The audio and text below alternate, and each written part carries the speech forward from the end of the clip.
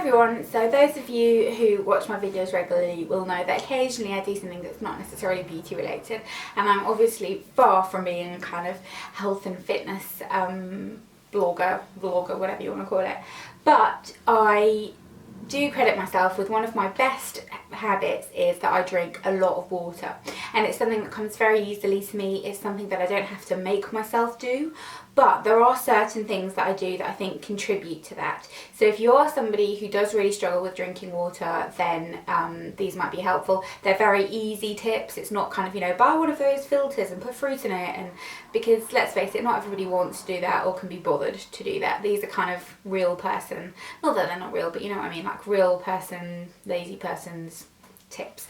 If you want to know why you should be drinking more water, then Google it, because it is so important, and not just for health reasons, but I know that kind of drinking water doesn't necessarily show up in your skin. It doesn't work like that. It goes internally and then gets flushed out and everything, but I just feel like my skin looks so much clearer and brighter and nicer when I drink a lot of water.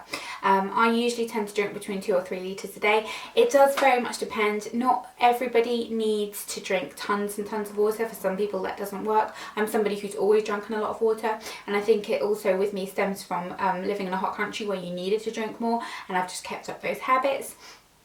So it's something that kind of, you know, you will get to the place where you figure out what is the optimum amount for you. But my first tip is to not have any other beverage alternatives in the house. So I only have water in the house.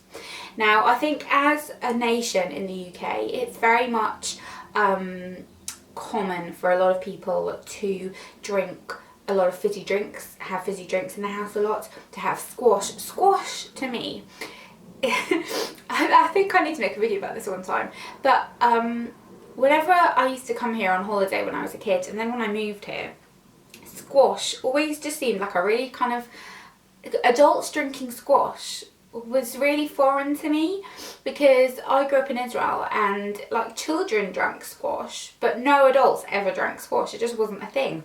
But then here, loads and loads and loads of adults all drink squash, which I just don't know why. I just find that really kind of amusing because I'm not used to it. So yeah, having squash in the house, obviously being copious tea drinkers, coffee and all of that kind of thing. Not that tea or coffee is bad for you, but if you're drinking, you know, 12 cups of tea a day and no water, it's better than if you're drinking Coke all the time, but still you should be drinking just water.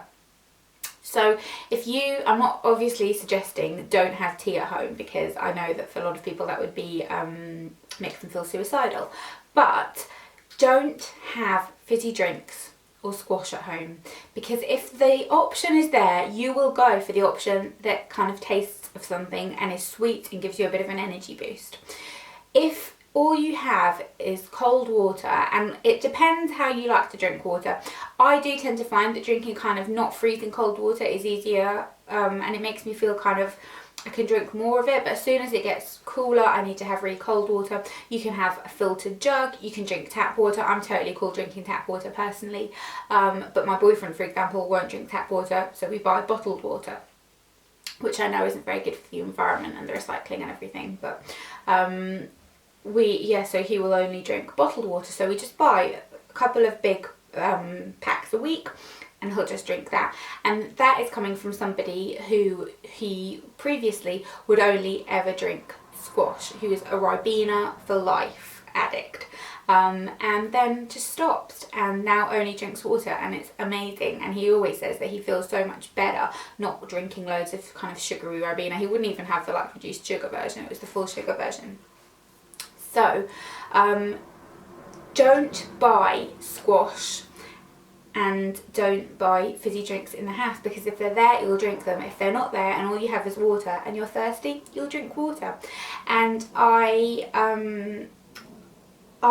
think a lot of kind of my attitude towards water is that when I was a kid, my mum never let us drink anything other than water. We were allowed to have like, you know, fizzy drinks or juice or that kind of thing on a weekend, and that was it. Throughout the week we weren't allowed, and we had them in the house because my dad is a huge Coca-Cola addict, drinks it every day.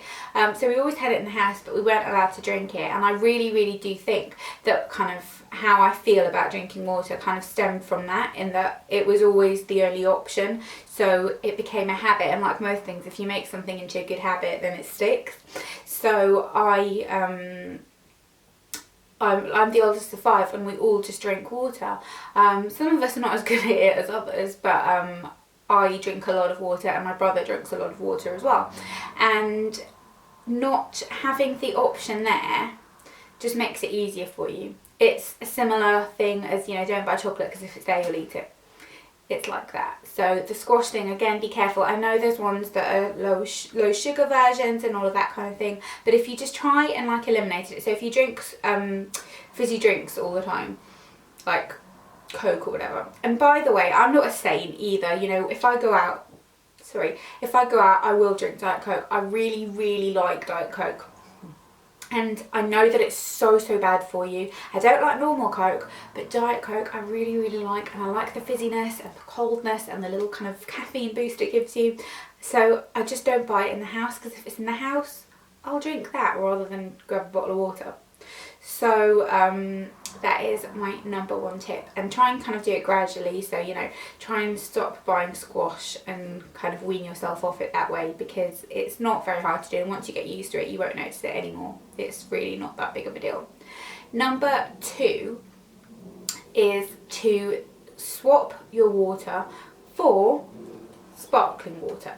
So I've got just, this is whatever one at the moment. I prefer to buy sparkling water in small bottles, because I feel like if you buy a big bottle, the fizziness, it kind of disappears a little bit.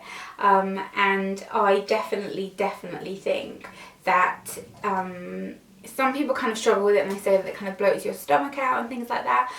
I don't find that to be a problem personally, but if I'm craving something a little bit carbonated, and I want that little bit of a, it just gives you a bit of a boost when something's carbonated, I feel. If I want something like that, then I will just have one of these. I buy a couple of them every week, probably drink 2 of them a day, and that's, you know, already a litre of water that you've had during that day, and it just really, really does help to make a difference, because once you swap that, then it's not something that you have to kind of, you don't have to think about it so much, if that makes sense.